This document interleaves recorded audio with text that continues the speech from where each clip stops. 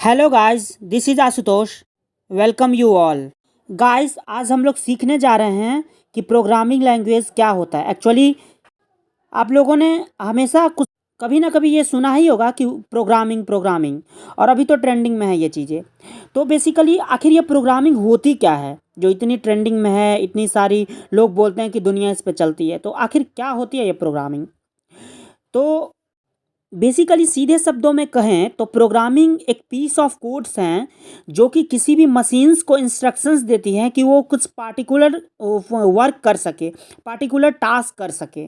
जैसे इसे एनालॉजी से समझते हैं, जैसे कि हम ह्यूमन बीइंग्स हैं, तो हम कैसे समझते हैं कि हमें कोई टास्क करना है। जैसे हमारी मम्मी बोलती है कि बेटा बाजार से सामान ले आओ, तो कैसे समझते हैं?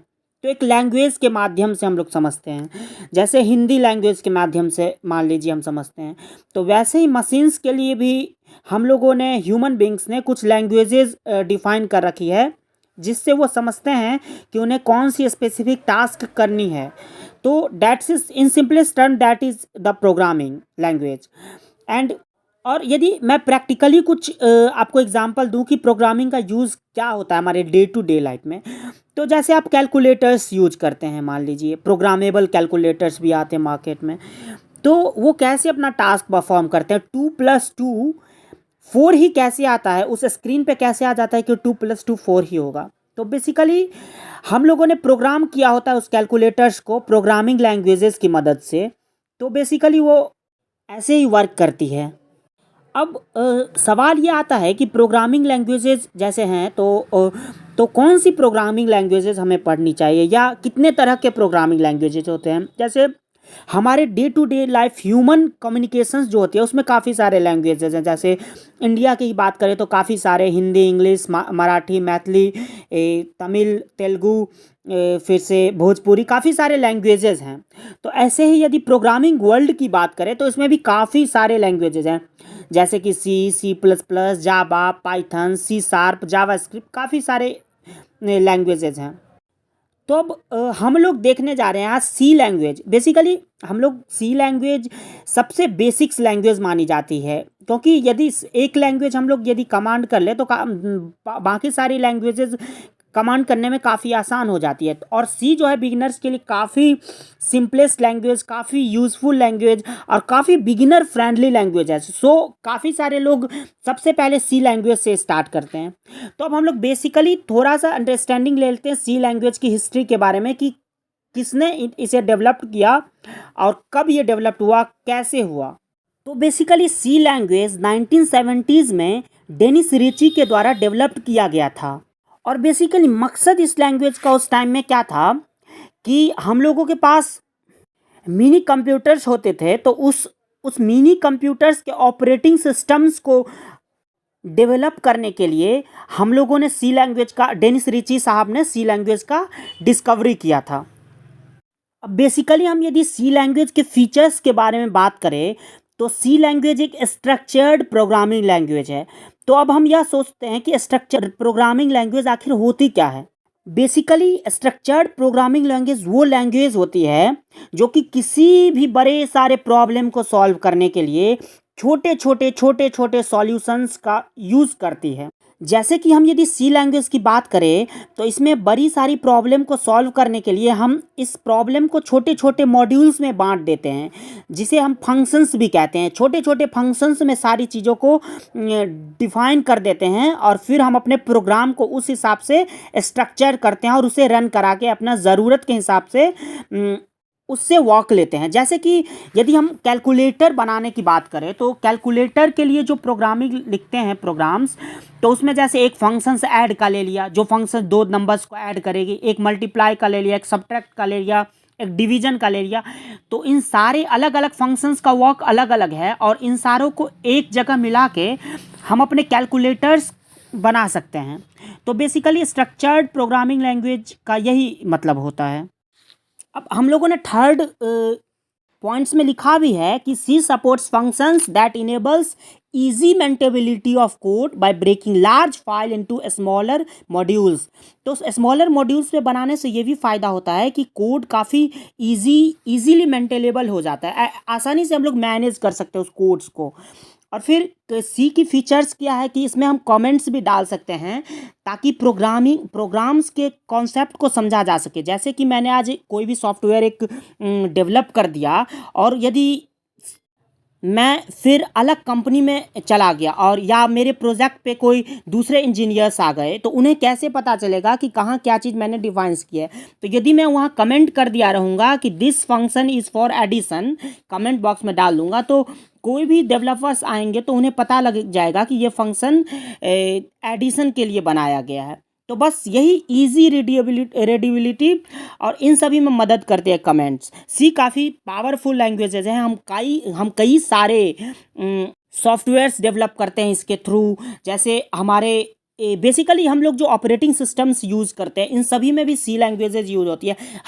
काफ़ी सारी जगह सी लैंग्वेजेज यूज़ कर सकते हैं, तो इसे हम इग्नोर नहीं कर सकते। ये काफ़ी पावरफुल लैंग्वेज है। अब हम लोग एक प्रोग्राम स्ट्रक्चर देख लेते हैं, सिंपल सी प्रोग्राम देख लेते हैं। बेसिकली आपको ये समझ अभी आएगा नहीं, जब मैं नेक्स्ट डिस्कशन करूँगा तो सारी चीज़ें आपके समझ आएंगी। तो हमने क्या लिखा फर्स्ट लाइन में, हैशटैग इंक्लूड stdio.h, फिर int main and other statements comment after double slash. तो कमेंट्स लिखने के एक तरीका ये भी है कि डबल स्लैश डाल देंगे और यहाँ कमेंट्स तो वहाँ उसके आगे यदि कुछ भी लिखेंगे तो मशीन इसको कंसीडर नहीं करेगा। ये कमेंट्स वाले पार्ट को मशीन नेग्लेक्ट करके ही चलता है, तो कमेंट्स का ये फ़ायदा होता है। तो अब हम ये सोचते हैं कि फर्स्ट लाइन की बात करें तो हैशटैग इंक्लूड stdio.h, तो ये आखिर ये लाइंस कहती क्या है। तो हैशटैग इंक्लूड एक नोटेशन है जो कि stdio.h जो है वो एक हेडर फाइल है और ये फाइल ऐसी फाइल होती है जो पहले से। अब हम यहाँ फर्स्ट लाइन में देख रहे हैं कि हैशटैग इंक्लूड stdio.h, तो ये है क्या, देखिए basically the files that are specified in the include section is called as header file. तो यहाँ हैशटैग इंक्लूड सेक्शन में जो stdio.h जो है ये हेडर फाइल है। अब बेसिकली हेडर फाइल क्या होती है, तो हेडर फाइल एक प्री कंपाइल्ड फाइल्स होती है जो कुछ फंक्शंस कंटेन करती है। जैसे कि stdio.h एक प्री कंपाइल्ड फाइल है जो कि पहले से कंपाइल की गई हुई है मशीन के द्वारा, और इसे यदि हम अपने प्रोग्राम में इंक्लूड कर लेते हैं तो फिर उस फाइल्स के अंदर जितने सारे भी फंक्शंस हैं जो प्री डिफाइंड हैं उन सारे फंक्शंस को हम यूज़ कर सकते हैं। बस उसमें आर्ग्यूमेंट या पैरामीटर कुछ भी वैल्यू पास करे, सप्लाई करे, तो फिर हम उसे यूज़ कर सकते हैं। तो बेसिकली ये हेडर फाइल्स हमारे काफ़ी सारे काम को कम कर देती है कि यदि हमें सी लैंग्वेज में इनपुट लेनी है या आउटपुट दिखानी है तो ये सारे फंक्शंस जो हैं stdio.h फाइल्स में पहले से इंक्लूडेड हैं। बस हमें पैरामीटर्स प्रोवाइड करना होगा और हम उन सारे फंक्शंस को यूज़ कर सकते हैं। तो ये फ़ायदा होता है हमारे हेडर फाइल्स का। हेडर फाइल को एक्सटेंशन .h दिया जाता है और सी सोर्स फाइल जो कि हम एक अपना प्रोग्राम लिखते हैं उसको .c दिया जाता है। जैसे hello world.c, जैसे यहाँ पे हेडर फाइल देख सकते हैं stdio.h है। तो ऐसे ही फाइल्स यदि हम अपना प्रोग्राम बना रहे हैं तो उसको नाम दे देंगे .c का एक्सटेंशन प्रोवाइड कर देंगे। अब बेसिकली यहाँ आता है सेकेंड लाइन में इंट मेन। तो अब आखिर मेन फंक्शंस क्या होते हैं, ये काफ़ी इंपॉर्टेंट टॉपिक्स हैं कि यदि हम लोग मेन फंक्शंस नहीं समझेंगे तो फिर आगे की कुछ समझ नहीं आएगी। तो हमें मेन फंक्शन जाननी होगी आखिर होता क्या है। तो देखिए बेसिकली मेन फंक्शन जो है फंक्शन का एंट्री पॉइंट है। जैसे आप अपने घर में जाते हैं तो दरवाज़ा से एंटर करते हैं, वैसे ही यदि हमने अपना एक प्रोग्राम लिख लिया और उस प्रोग्राम को यदि रन करा जाता है तो प्रोसेस जो स्टार्ट होती है वो मेन फंक्शन से होती है। जैसे जैसे मेन फंक्शंस में प्रोग्राम्स लिखे रहते हैं, वेरिएबल्स डिफाइंड रहते हैं या फंक्शंस डिक्लेयर, जो भी सारी चीज़ें रहती है तो वो सारी वैसे वैसे होती जाती है। दिया भी है कि when a file is executed the start point is the main function, from main function the flow goes as per the programmer's choice. तो मेन फंक्शन में जो भी आप इंस्ट्रक्शंस लिखते हैं उन सारे इंस्ट्रक्शंस के बेसिस पे हमारा फंक्शन रन करता है, हमारा प्रोग्राम चलता है। There may or may not be other functions written by user in a program. Program में मेन फंक्शंस तो होना ही चाहिए, उसके अलावा प्रोग्राम में कोई फंक्शन हो भी सकता है, नहीं भी हो सकता है, हो भी सकता है फिर भी प्रोग्राम चलेगा, एग्जीक्यूट होगा, नहीं होगा फिर भी चलेगा। ऐसा कोई कंपलसरी नहीं है कि फंक्शंस होनी ही चाहिए। अब main function is compulsory for any C program, जैसे मैंने बताया कि मेन फंक्शन होना कंपलसरी ही है सी प्रोग्राम में। यदि आप अपने सी प्रोग्रामिंग लैंग्वेज में मेन फंक्शंस नहीं देते हैं तो वो कोड, वो प्रोग्राम्स आपका रन नहीं करेगा, वो एग्जीक्यूट नहीं होगा।